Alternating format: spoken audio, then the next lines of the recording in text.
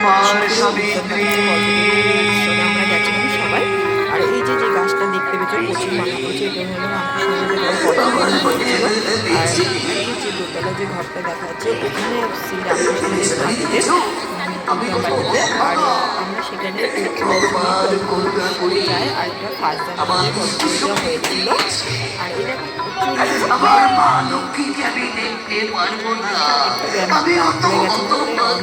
একটু কম ছিল কিন্তু তবুও অনেক ভিড় ছিল। আর ওইদিকে স্টেজে নাটক হচ্ছিল, আর প্রতি বছরই নাটক হয়। আর তাই আর এই যে এখানে সবাই ফটো করছিল, এই যে হচ্ছে।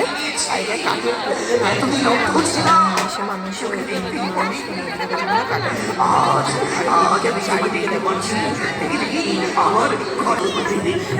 ছেলে দাঁড়িয়ে আছে করে নিলাম।